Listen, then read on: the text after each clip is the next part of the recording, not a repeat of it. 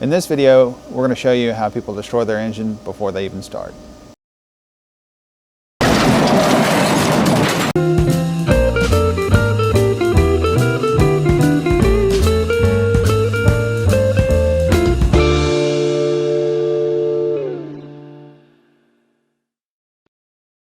So before we begin, I want to put to you a scenario. So let me introduce you to our subject. His name's Tom. And Tom is a healthy 63-year-old that's never been to the doctor a day in his life. So all of a sudden, Tom decides to go to the doctor, and the doctor performs a surgery on him that's just a minor outpatient surgery. He prescribes to him a new medicine, and Tom leaves the hospital that day. He goes to get back in his car, but before he gets back in his car, he's dead. Pronounced dead on the scene, right there. So what killed Tom? Was it A, the doctor that he just saw that prescribed a medicine that was new? Was it B, natural causes, that maybe Tom just died of something that was totally unrelated? Well, if you answered A or B, you're wrong. The answer was C. Tom was hit by a Mack truck and he never saw it coming. Now you go, what kind of scenario is that? That's silly. Well, the problem with it is you probably already made up, like many do, your mind as to what the cause was. Well, until you know the matter completely, you really don't know anything. So today we want to look at some scenarios and see what actually killed Tom, being the engine, and the doctor, who's the engine builder. So whose fault was it? So come with me and let's take a look.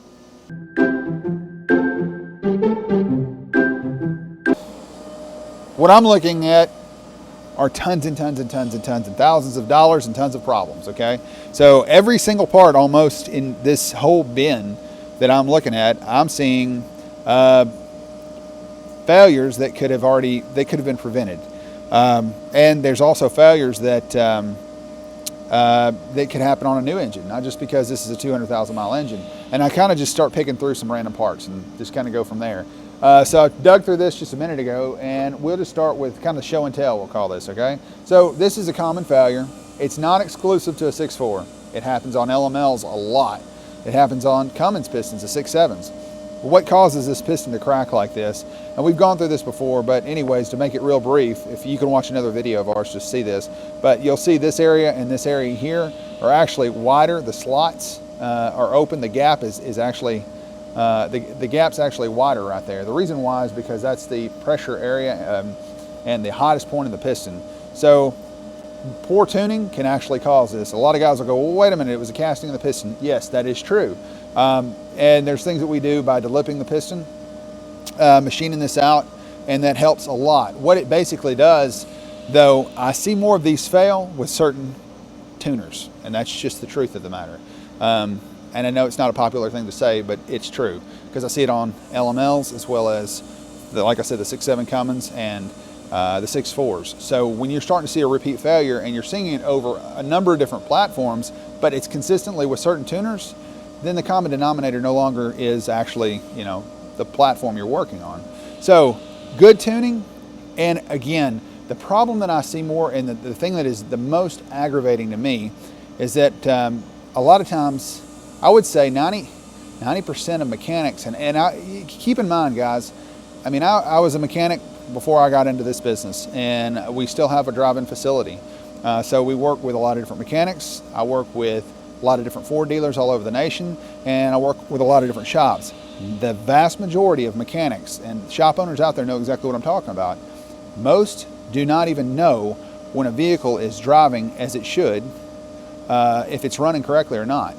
And that's a problem. If you don't know if it's right, how can you know if it's wrong? And if you don't know if it's wrong, you're going to just continue to run this thing until something really, really bad happens. And a lot of things can be prevented, and it has nothing to do with the engine. It'll have everything to do with poor tuning. This is a case and scenario right here. Too much injection timing, this is guarantee cause of failure. It'll wind up burning a hole in a piston. It didn't actually crack, it burned a hole in the piston and then it cracks. Too much injection timing will cause that. Too much injection timing will cause head gasket failures. We see a lot of head gasket failures on 6.7s, on the Power Strokes, or excuse me, not the Power Strokes, but the Cummins. And the reason why is because we have increased drive pressures, because we have variable geometry turbos. We see that on LLYs all the way up to LMLs, and we see it on the 6 liters. Not so much on 6.4s, but there's different reasons why, and we'll get into that in a minute. So moving along there, here's another problem. And this, like I said, the beginning of this video is how to kill an engine before you ever start, right? So what we're looking at is, it really is a huge benefit to work off of our experience. This is a part that actually Ford machined, and they machined it wrong for many years. And they supposedly pulled all of these off the shelf. But this area right here in this pedestal was actually machined too short. The dimension on it was too small. And what that does is that increased the preload on the lifter. So we were seeing premature lifter failures. We were seeing valves come in contact with pistons. And this was a Ford machine part. The things that we tell you about are things that we've seen personally. These are all real stories. This was a problem. We saw that. Guys that are buying short blocks that are reusing their rockers, this is the reason why we make the O-ring valve cover. We don't do it just because it's pretty. We do it because it's functional. This is off the same set of rockers.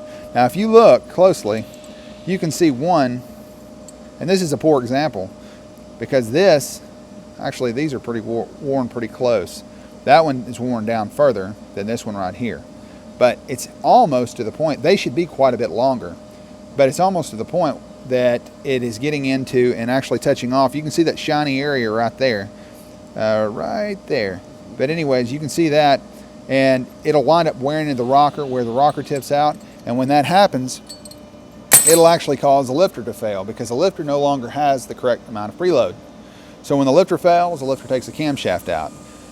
Here's another thing that people kill their engines and they don't even know that they're doing. The lifters fail for a reason. They don't fail because they were faulty in the way they were manufactured. It has a desired environment to live in, okay? And what happens is we put this thing in an environment that it doesn't like. One of the main problems with lifter failures are oil temperatures. We see more of these problems with the 6 liters than we do with anything else, because we use HEUI injection systems. HEUI injection systems, because of the heat of compression, is going to increase our oil temperatures. That is the reason why the lifters fail. So it is extremely important to have the proper amount of oil cooling and heat dissipation from the oil system. If it's not, you're guaranteed to kill a lifter. Then they're going to wind up calling the engine builder and saying, hey, that engine spit out of the lifter, and I haven't had this thing but 50,000 miles. The problem with that is again, we can put a new lifter in it, and we're going to continue to have this problem over and over again. So the things that I'm trying to tell you about are things a lot of times that the mechanics are missing, okay? These are things that the shop owners are missing. And the end game of this is, or the sum of the matter is going to be that the owner is going to wind up having to fit the bill on this thing. And it's not fair, and it could have been avoided. And how we can avoid this is to make sure when the engine's, that it's properly installed, that we know that it has a happy environment to live in, because it's material, it's metal. It has a certain amount of coefficient of expansion, right? So there's a certain amount of expansion. If we introduce enough heat to it, it'll expand beyond the realm of what it was desired to live into. So that's another thing. Here's another one that I see a lot of, and we've covered this before in another video. This is a 6.4.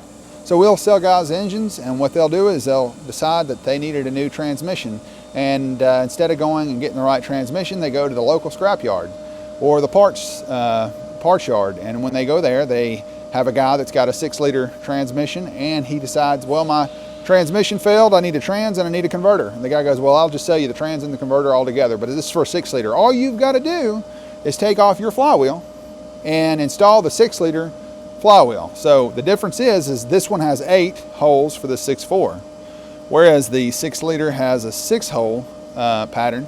And one major thing that you're going to see is on the back, you're going to see on a 6.4 they have 2 weights, but on a 6-liter they have 1 weight. The difference is about 230 grams, and it winds up taking out bearings. That leads me to my next thing. Here's a thrust bearing. Thrust bearings fail for several reasons, okay? And one of the big problems that we see with thrust bearing failure happens to be just what we said, imbalanced engines, and not just thrust bearings, but main bearings all together. You can see the wear pattern on this engine, and typically our thrust should be as so. The wear should be pretty symmetrical there. But what we start seeing when we have an out of balance condition is overloading of a bearing. The thrust bearing itself, this is what keeps the axial load of the crankshaft itself from walking in and out. Fuel contamination is the key killer, and I can't do anything about it for you. I didn't install your engine. What we're doing is we're relying on a mechanic to do this job for you. I cannot quality control something that's not here and I don't see, and my eyes aren't on it. The bad part of it is you send an engine out and you hope and pray that it's being installed correctly.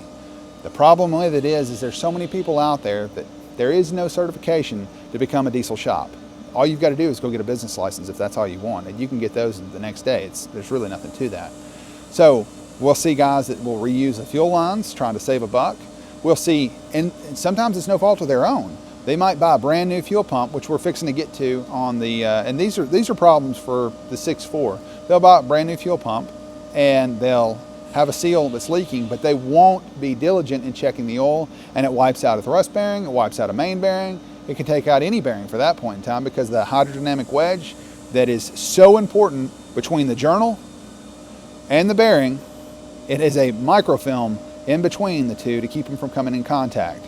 Now, this bearing right here has a coating on it, and it is only going to last for just so long, and it doesn't last very long at all, actually. If that is compromised, it'll take it out in just a heartbeat.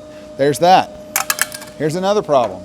Push rod lengths, right? Whether you sell a guy a set of cylinder heads or you sell a guy a short block, they've installed the wrong push rod length. These are not even purchased. You can't even purchase these from Ford anymore. This is 9-inch 849 thousandths from end to end. Ford got rid of this because it was a problem with the lifters because of the preload. So that's another issue there. It can also cause piston valve contact if it's not addressed. So anytime you're doing cylinder heads and you're updating these things on the 6 liters, we always highly suggest updating the push rods, because like I said, when Ford quits making something like that, they know there's a reason behind it. They're not going to call you up and say, hey, just wanted to let you know we screwed up. They're just going to say, oh, we don't make that part anymore. So that kind of addresses the things that we're seeing right over the top. Let's keep going and we'll look in a minute and look and see what else we can find.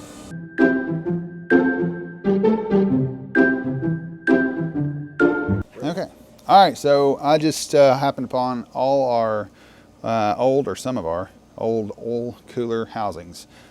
So that brings me to a really, really good scenario that we just actually had happen, and thankfully it happened here. So we had an engine that was installed in our shop, and I've got kind of some of the vitals, we'll call it, that I expect to see. I want to make sure that before an engine, we have a lot of people that have their truck shipped to us. It's not that expensive to have a truck shipped to us, and to be honest with you, it is the cheapest way. If you have a failure and it is something that is incurred by a shop, it's a whole lot cheaper to have us and let us be the insurance company. Let us take all the responsibility in doing this by installing the engine here. That way I can know for sure that it's done correctly, and I can check and see that quality control is done from start to finish, all the way through the process, and that's the best way. But anyways, that being said, we had an engine that had that was here for an install. When they got done doing the install, we checked the oil pressure. Immediately on startup, we saw about 42 pounds of oil pressure, and that was at cold. Okay, cold startup. Well, we should be seeing around 65. If you figure 65 psi, and if you figure 15 W40 on a oil temperature that's below 100 degrees, no problem at all. You should be hitting 65 psi. But the mechanic knew here that did the install and called me immediately and said, "Hey, what do you want me to do?" I said, "Shut it off. We don't want to run it and damage anything. Let's figure out what's going on." And he said, "Well, what do you think the problem with it is?" I said, "I know what the problem is. There's no way that you would lose nearly 30 or over 30% of your oil pressure right off the get-go with anything but a gaping hole. So where is that oil going from? Where's this huge, huge oil loss that we're seeing?" Well, let me show you. So here is an oil cooler for 6.0 or 6.4, right? Now, all you guys are familiar with this, but I want you to concentrate on this tower right here, okay? This is the problem. When they installed the engine and they put the filter on, this little plunger here that is a bypass, this spring, it was missing. That was the only part. You can look over here, part of this is missing, but that plunger is missing here as well. There's a spring and then a plunger. Now, 30% of your oil, actually 35% of your oil pressure will be reduced immediately if this is missing, or this drain back valve on this other side that's right here. What that actually does is that keeps oil in the tower when you shut the truck off. When you go to change your oil and you take the cap off, you're releasing that. It comes up and it drains that oil back into the crankcase. If this is missing, you're going to have a tremendous amount of oil pressure loss. Now, the failures that we typically see, if we're going to see a failure, it'll be within the first 8,000 miles. Well, why is that? Because that engine can live long enough to make that bearing can live long enough to make 8,000 miles on 35% oil pressure drop, right? So what you might be seeing at hot idle, maybe 8 pounds of pressure, maybe 7 pounds of pressure. It's not enough under a full load to be able to keep that crankshaft away from the bearing. So that's a huge, huge problem there. Another problem that we see is guys using these aftermarket caps. This cap is aftermarket cap. This cap is a factory cap. You can see the difference. The difference is also the oil filter itself is a different length. When it goes in and it comes down, it's actually got to, let's see if I can flip this out of the way. Actually, yeah. It should come down, and now here you can see it. As it comes down and it's tightened, what it does is it collapses this valve right here that we were talking about. But the issue with it is with this filter cap being the wrong length, this valve is left open the whole time instead of being completely compressed. When that happens, your oil goes right back into your crankcase, you lose oil pressure. Not only do you lose oil pressure, but you also create a bypass. So the first place this is going is your lifter galley. We see more lifter failures from guys running those kind of caps than we do from the ones that are OE. And that's because you're shooting trash straight into to the lifter galley itself. And the lifter itself is the fastest moving bearing in the whole engine, and it's extremely critical. It's also the smallest. So if any contamination gets in there, it'll destroy it. Something else I just happened on is someone who is proudly repping for K&N. We love K&N here. We make a lot of money off of K&N. I need to send them a Christmas card because they do a great job of flowing a lot of air and not filtering very much. At a track, under maybe a racing scenario, that might be fine. For daily driving, worst choice you could possibly make. The only reason why I'm telling you this, we're not an air filter manufacturer, we're an engine manufacturer. I'm not looking to try to sell you an air filter. I'm looking to make sure that we're in a marriage together. We want to make sure that your engine lives as long and happy a life as it possibly can. The longer it lives, the happier you are with me, and I want you to be happy.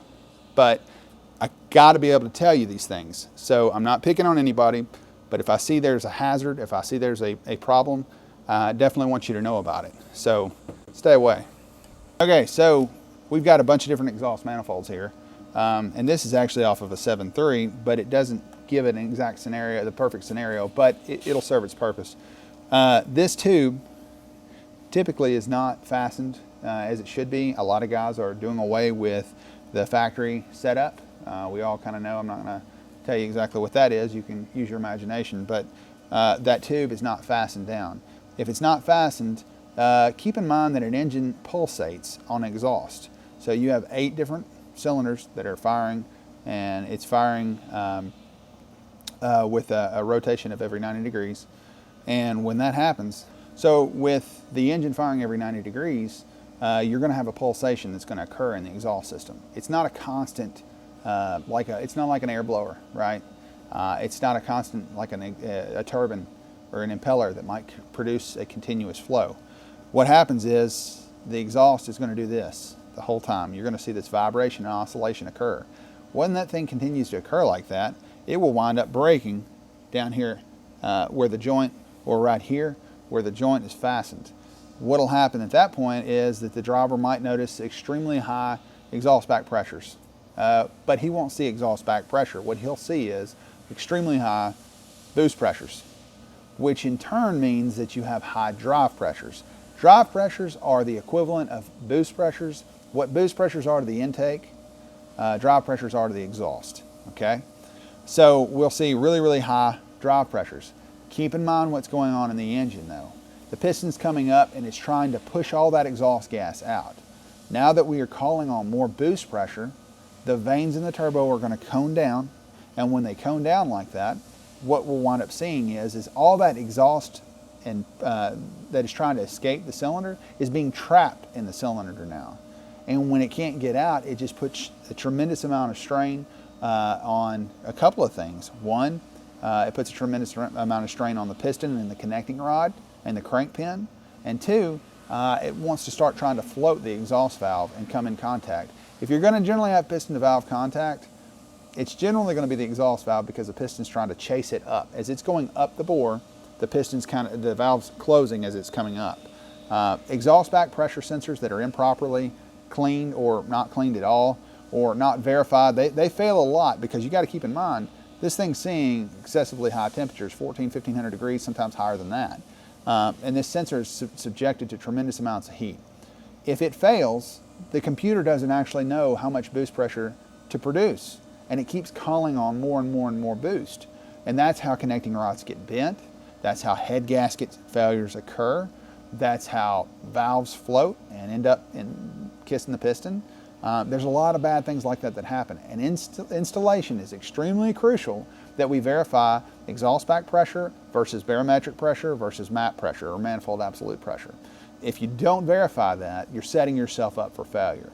Most shops never check this. This is something that's standard when we talked about the vitals that we were doing. That's one of the major vitals. That's one of the major things I'm looking for, amongst many other things. So we'll keep moving on from here. Okay, so we just came upon some rear covers for 6.7 Power Stroke. And one of the problems that we get a lot of questions on is why in the world do I have so many problems with the upper oil pan leaking? And I'm looking around here to see if I see an upper oil pan. I don't, but we'll get that in the next video. But we see a tremendous amount of problems with them leaking. And Ford had so many issues with them leaking that they actually redesigned their gasket. What they used to use a rubber gasket, now they're using an adhesive. One of the big problems though is this is the rear cover. The lower half of this rear cover is the oil pan, okay? A lot of times guys are not checking for proper fitment or the lineup dowels themselves, or they're not making sure that the transmission bolts are actually torqued to spec. So what happens is if you've ever been at a red light and you've watched a big truck take off, when it takes off, it twists the frame, right? So you're seeing this torque effect, but you've bolted this transmission down now. You don't have good engine mounts that are supporting the engine. You don't have a good transmission mount maybe that's supporting the engine. And every time it's twisting, the engine's twisting and the transmission is holding, and it's creating a twisting effect or a torquing effect. This rear cover is only half of the equation. The other part is the rear adapter here, okay? So with that rear adapter, you've got a gasket that's running across here. Without the dowels pinned in, lined up correctly, without proper torque, without the proper engine mounts we make sure that they're healthy, and the transmission mount itself, we're causing this gasket right here to split because we're creating a torquing effect. So you see this motion that's kind of going on. And that's what causes the gaskets to start leaking on these engines. So it's extremely important. Again, installation is everything. Verifying that the engine mounts aren't worn, verifying the transmission mounts aren't worn, making sure that the transmission is properly torqued and that your dowel pins are in. So, okay, so I just wanted to show you the rest of the scenario here. So we found a 6.7 upper oil pan. And the area that it leaks again is, like I said, if we turn it around and look here, this is the other part of the half moon, we'll call it. And the gasket is right in this area right here. Again, Ford wound up changing this over from an adhesive, or from a gasket to an adhesive. Later year models, you can note this because of the groove. They got away from that and actually went to just with an adhesive. But when these two parts are bolted to the engine, it sits up like this. So you're actually seeing that torque effect, and it's twisting on that lower oil pan like this, and that's where your gaskets start to leak from. So it's extremely critical that we do what we said in the earlier part here and make sure that all these things are prepared properly. Okay, so we have a pile of different high pressure fuel pumps from various different engines. So one of the things that we see a tremendous amount of issues with are the K16 Siemens pump. CP3, we do see it. It's not as problematic, but these are on brand new pumps. And a lot of people, I want to just kill this myth. Because it's a new part, it's good. No, because it's a new part, I'm now more skeptical of it, okay? Because I see a tremendous amount of issues with new parts. But anyways, this can be a Ford part, and these seals leak, and I have seen that, I've seen trucks come in on a new engine that had 40 plus quarts of oil in the engine. Well, it's not oil, it's fuel mixed with oil. What that does, again, is that creates a tremendous amount of wear with the lower bearings, and it causes premature bearing failure. So a brand new pump doesn't necessarily mean that you're getting a good pump. This causes premature failure, causes the engine to fail. A brand new engine can fail really, really quickly if this is done. Again, these are all things that we're talking about, installation problems. We need to verify that there is no fuel in that oil, especially before we give it back to the customer. And the customer really needs to do his due diligence in verifying, not that there's enough oil on the stick. That's the deceitful part of it. There'll be plenty of oil on the stick. What it really winds up being is that there's way too much oil or fuel that's in the oil itself, causing this fuel dilution or this oil dilution and premature failure. All right, so here's a bin with various different intake manifolds. Look at that, that's hideous, right? That's carbon that's built up for years of use. Now the issue is, again, is that we have installers, you have shops, you have individuals that don't do their due diligence to make sure, or they don't have necessarily the proper means to clean. In this case, I mean, a guy that was really diligent could take it to a car wash and get the mass of it out, and the mass amount of it. But what we do is we use ultrasonic cleaners, and if that carbon gets on the back side of the valve, there's certain parts of that that are actually very, very hard. A lot of it's just kind of mush. It's very soft material, but some of that carbon, after it's burnt, it gets extremely hard. If it gets on the back of an intake valve or an exhaust valve, it'll actually cause the valve to hang and improperly seal, and that'll cause low compression. So we'll have a customer call us and say, true scenario. I mean, I have driven all the way down to, I've driven 15 hours away to diagnose a truck one time, and it was carbon. We literally took the valve out, cleaned it thoroughly, stuck it back in, got the carbon off the back of it, and it brought the compression right back to where it should be. It's not needed. We can prevent all these problems from happening if we'll just make sure that we're doing due diligence. Some of these are common sense problems. That's straight up common sense. The ones I'm going to show you in a minute, not so much. Okay, so the next failure we want to talk about is probably one of the most common that I see, and unfortunately everybody thinks they're doing right and they're doing wrong, and it's not anything, it's no fault of theirs, they don't know. And the only reason why we know about all these failures are because we continually see them over and over and over again, and it prompts you to go, wait a minute, what's going on here? So most guys go out and they buy a new water pump, and I'm not even going to be able to tell you that there's a certain brand. If there were years ago, there's some things that I can tell you right off the bat. Certain suppliers are having a lot of problems. 6.4s, the Ford OE front main seals were a big problem for a while. They fixed that. We switched to a national because they were so much of a problem. GP Sorensen had a lot of problems with their IPR valves. These are just the only reason why we know these things are because, like I said, we get so many times at bat. This impeller, though, is one of the biggest issues that we see here recently. So if you look in, you'll typically see just some light surface scoring right there on the impeller itself.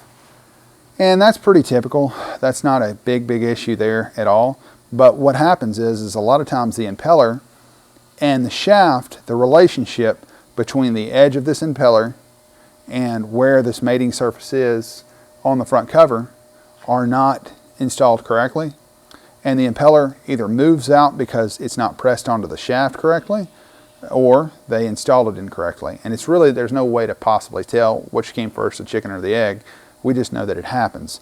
And what the effect of that looks like, and I'm going to set this down and pick up a front cover, and we see this a lot. So you can see this horrible galling effect and that's from the impeller that's actually absolutely just wearing that front cover. Now, the problem with it is in some cases, it will actually break because the shaft isn't mounted correctly. When it's installed, the impeller is not mounted correctly on the shaft. It'll actually bottom out, and when that happens, let me get this right. Hang on. We'll see this horrible galling right here, and that'll wind up leading to, say, cylinder 2, or cylinder 4, cylinder 6, cylinder 5, cylinder 7, or excuse me, cylinder 3 and cylinder 5. Typically the cylinders in the center, they'll wind up having a tremendous amount of heat generated because this impeller is no longer doing its job, and it's not circulating the water. And it's kind of like a soaker hose effect. And because of that, it won't provide proper cooling, proper heat dissipation to the cylinder walls, and it will cause premature failure of those cylinder walls. You'll take the cylinder head off of an engine that might have low compression, and you'll see horrible scoring. And that's because the piston has tried to expand because of the coefficient of thermal expansion beyond the piston to wall clearance. And when that happens, low compression is inevitable. There's nothing you can do about it. There's no fault of the engine builder. Unfortunately, the installer, had they taken a little bit of precaution in this area, and it's not something that's ever talked about. To this day, I don't know of anybody that's ever mentioned this, but there's what they can do is take some modeling clay when they go ahead and put this impeller on and verify the clearance by the modeling clay. That doesn't guarantee necessarily that the water pump impeller won't fail at a certain time, but that can definitely ensure that the water pump that you're putting on has been installed correctly. But this is a very, very common failure that we see, and it's a big issue. It's definitely something that you need to be looking out for. Now, these are just a few things. But there's way more than this, and we'll keep going. All right, so here's another common failure. Now, this line is not actually the line that we see fail. It is a fuel line, though, and it'll serve for this demonstration purposes. So if you look, this is a tapered fitting that actually goes down into the high-pressure fuel pump. It'll also taper and go into the injector itself. Now, it's a crush fit, so when it's installed, it's going to crush and make its own seat, and you can actually see that right here where it's already crushed and made a seat from the previous installation. What's so crucial is it's like a thumbprint or a fingerprint. If you take it off and you go to reinstall it, it won't ever install the exact same way. If you try to move it around and move it in a different location, again, the result will be the same. And fuel leaks will occur from this. When a fuel leak happens, you'll never know about it because it's under the valve cover, and you won't see it until it's too late, and you'll wind up spinning main bearings, rod bearings, cam bearings, doesn't matter. It's expensive, and all that goes back to installation. Injector O-rings are another thing that we see. People not making sure that the injector O-rings are sealing properly. There's a test that we do here to ensure the fuel system is completely sealed. So these are all things, though, that are extremely important and critical to the longevity of your engine, and they're cheap. Right now is a very cheap time to do these things because you're already in there. When all this takes place and it fails, it gets real expensive real fast. So if you guys want to give us a call at 901-553-9847, we'd be more than happy to get with you and give you a quote on what it will take to get the truck shipped in here, and we can get that squared away for you. Feel free to give us a shout, and we'd be more than happy to talk to you about all of the services that we can provide. It's an expensive venture, it's an expensive vehicle. We want to make sure this thing's done right. Again, we appreciate your confidence in us as an engine builder. We want to make sure that you have a quality product at the end of the day that you can be pleased with and have for many, many, many years to come. And so let us be a part of your success. Thanks so much.